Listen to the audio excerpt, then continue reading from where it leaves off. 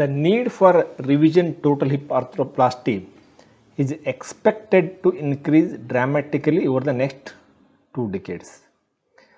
Revision hip surgery is frequently performed for failure of acetabular components following cemented or uncemented total hip replacement or resurfacing arthroplasty. Reasons for failure include loosening, recurrent dislocation, infection, and periprosthetic osteolysis. Today, I will talk on acetabular revision using a jumbo cup. Acetabular revision of a total hip arthroplasty using a jumbo components. Mayo definition 62 millimeters in women and more than 66 millimeters in men offers a distinctive advantages in patients with notable acetabular bone loss. An advantage of jumbo cup involves preparation of the acetabulum by reaming to form a large hemisphere. Because contact with the host bone is maximized and deficiencies are mostly filled by the cup itself. Jumbo cups reduce the need for bone grafting. The advantages of the jumbo cup over the bulk allograft cage and components are it is a relatively simplicity, provision of the maximal surface of contact between the component and host bone, reduction of the need for the bone grafting, and possible normalization of the hip center of rotation.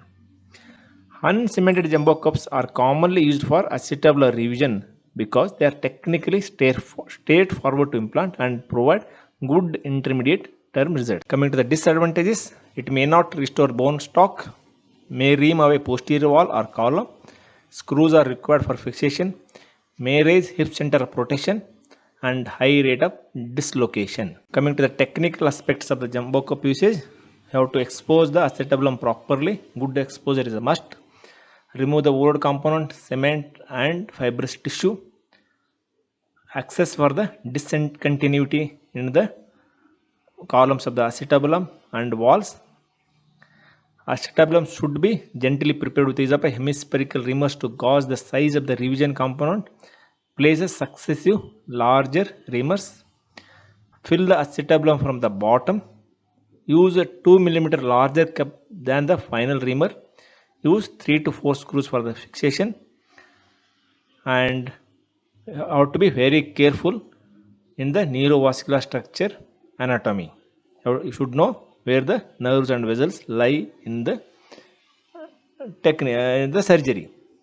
You should not insert the screws which can injure the vessels in the pelvis. Contraindications for jumbo cup: pelvic discontinuity, unstable cup, unable to get a screw fixation. If the host bone contact is less than 50%, you should not use jumbo cups. Results of jumbo cup: 89 first generation titanium fiber metal hemispherical components were used in a study published in 2001 in JBJS by Valle et al. The survival was 95% at mean follow-up 7.2 years. With the radiographic evidence of loosening or revision for aseptic loosening as the endpoint. Dislocation occurred in 12% of the patients. There was one more study in JBJS 2015. Survivorship free from the revision of the metal acetabular component for any reason decreased from 93% at 8 years to 83% at 20 years. The most frequent complication was a post-operative dislocation in the jumbo cup, with a reported rate varying from 2.4% to 21%. The reasons for the increased risk of dislocation of the jumbo acetabular components are likely multifactorial, being related to the surgical approach, dissection involved, the number of prior revisions or surgeries, the amount of bone loss, the femoral head size. There was a significant association between the head size of less than 32 mm and the risk of dislocation. These are the different studies on the use of jumbo cups. The mean follow-up range from 5.4 years to 10 years, and survivorship is from 80% to 95%, 95-96%. Coming to the conclusion, the majority of the acetabular revisions in hips with a notable bone loss may be successfully treated using a jumbo porous coated acetabular components with a screw fixation. Reasonable to recommend the routine use of large femoral heads if possible in patients undergoing a acetabular revision using a jumbo components to prevent dislocations. The results appear to be durable with a high survival rate at 10 and 15 years. Late reoperation because of the dislocation, wear osteolysis, periprosthetic fracture, and femoral component loosening may still occur.